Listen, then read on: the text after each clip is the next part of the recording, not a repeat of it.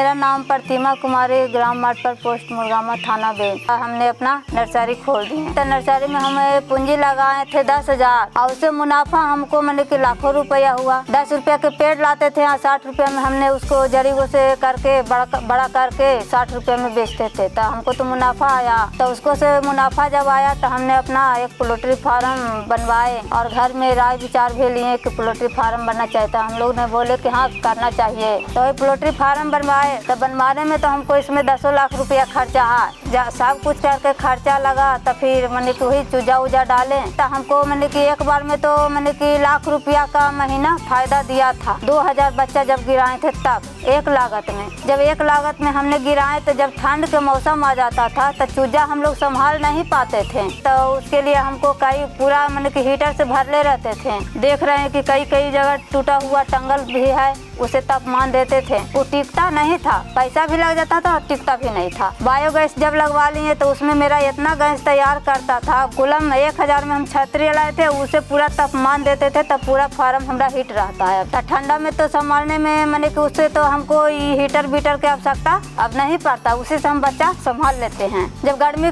पड़ता है तो इस पर पुआल दे देते हैं, करकट पर पुआल देखे होंगे ऊपर में बिछाया हुआ है और पानी का जो फुहारा घूमता है चक्रविनियन, उसे फुहारा देते हैं तो उसे बचाव होता है। अभी तो चूजा हमारा छोटा है तो अभी तो इसको 36 डिग्री टेम्परेचर चाहिए, मगर टेम्परेचर इसको अभी उतना मिल भी नहीं रहा है। जबकि अच्छा से इसको और भी टेम्परेचर चाहिए, इसलिए कोई बीमार होकर मर जाता है तो कोई कुछ होकर मर जाता है। फिर मछली जो उधर पाले हुए हैं दाना लाते थे तो उसमें भी लागत लगता था।